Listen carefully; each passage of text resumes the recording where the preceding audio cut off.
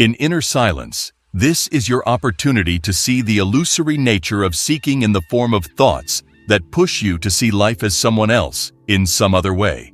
Because of this, you create a yearning for something separate from yourself, postponing the moment of awakening for later.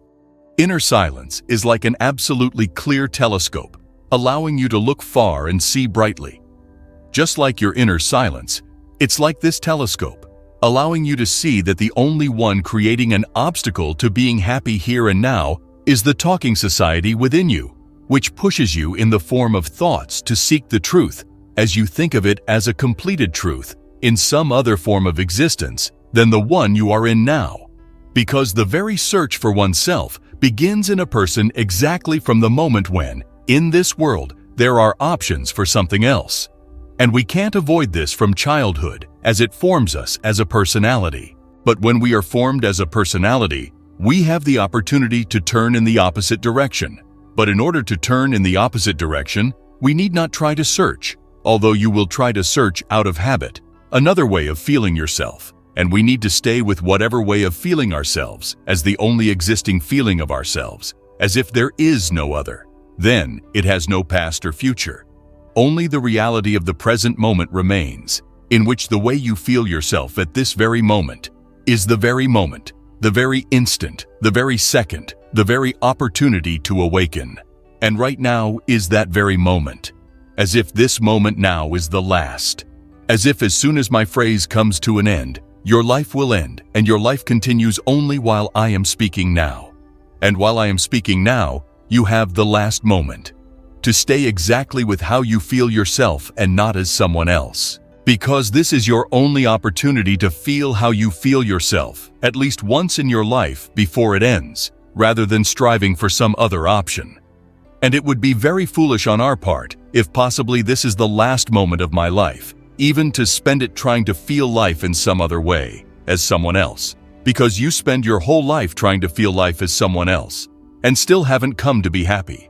How many years need to be spent to avoid how you feel yourself, in the hopes that in 10 years you have not yet found that very person who will tell you how to really feel yourself, and you will continue to search some alternative option? 10 years, 20 years, 30 years, and 30 years of life will be spent just to become someone's shadow. And if you feel yourself as someone else, then for you it's like a signal that you are really living. But if suddenly you feel yourself not like someone else, then for you it's like a signal that life is passing in vain. But life at this moment continues to be, and it is present even in how exactly today you feel yourself. But because you compare, it seems to you that you have time to change and become happy. But you just don't have time to change and become happy. Because when we hope that we have a lot of time to become happy, you will definitely do everything to postpone it for later. But you don't have time. No time to be happy later. Because later, you can't be happy. Because later, you will habitually look for happiness in the same thing you looked for 10 years. Because all 10 years, the only thing you do is that you look for happiness in someone else's life. And the next 10, 20, 30 years, nothing will change. You will still try to look for happiness in how someone else lives. But as soon as you pay attention to how you live, what you are now, and detach your attention from all options to try to live as someone else, then at that moment you enter another dimension of life, in which the search for happiness in the future simply cannot be. Because the future is where you can look for something as in some other variant of life. But trying to find happiness in some other variant of life, we do not notice that other variants of life are just an opportunity to live, to feel life in some other way. But happiness is not found inside, in some other specific variant. Happiness is not something else. Happiness is what encompasses all other variants of life. And then every moment you can live this life in some other way. And at the same time, the very search for happiness in some future, in some other variant, ceases to exist. Because you find yourself happy in the variant you are in now. Because in this moment there is nowhere to shift, it remains the only reality in which there is no alternative, no replacement. In all other variants, there is a replacement. You cannot replace the feeling of your existence. You can replace another variant of how you exist, but the very fact of your existence, you cannot replace. It exists in a single copy and is always the same. And this turns out to be happiness, which was already here and now. It was just hidden by all this talking society inside you, which constantly whispers inside about what other variant of life should happen, so that you finally notice your existence. Simply notice that you exist, because of all this society which constantly talks inside us and offers other variants of who you need to become to be happy. Because of all this, we do not notice the most important thing, that all this time we exist. We have completely lost the ability to even remember that we exist, because inside me, society speaks.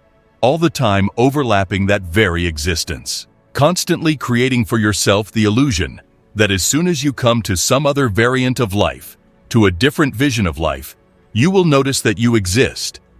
But every time you create these entertainments inside yourself, because to realize that you exist is a huge reward. Because it is so simple, so crystal clear, that it is something much finer than all the variants offered by society about who you need to become. But because we are used to living only by the values that society offers, and measuring life criteria by these values, we cannot even imagine the value of existence. Because we are used to measuring the value of existence only by these criteria of society, not understanding that even the criteria of society exist, only because there is already existence. Existence allows defining.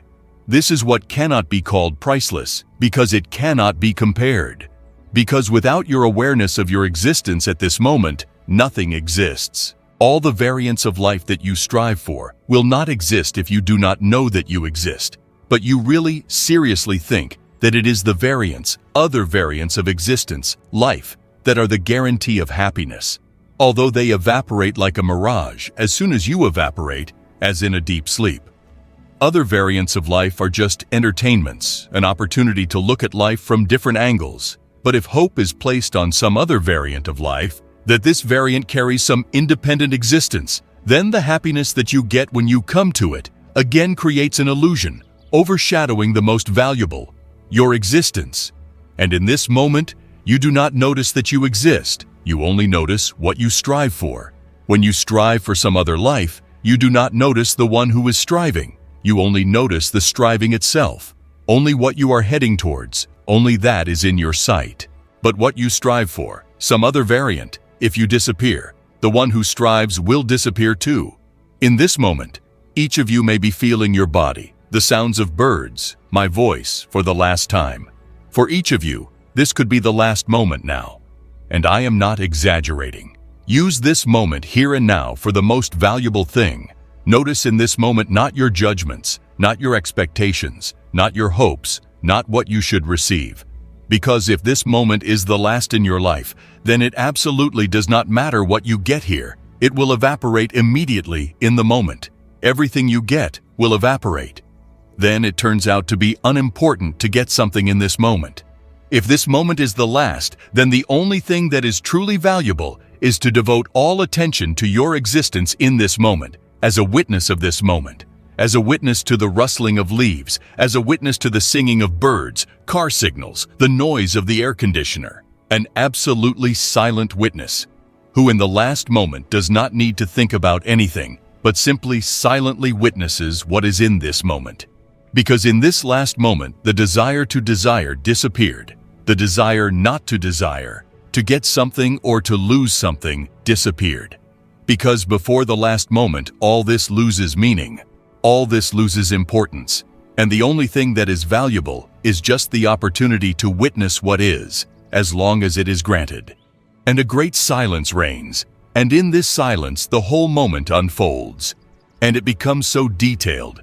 You notice so much at once, because all the veils have fallen off, all the expectations of life have fallen off, and the entire scale of this moment has opened up to your gaze. You have gained insight. You have gained vision and existence here and now.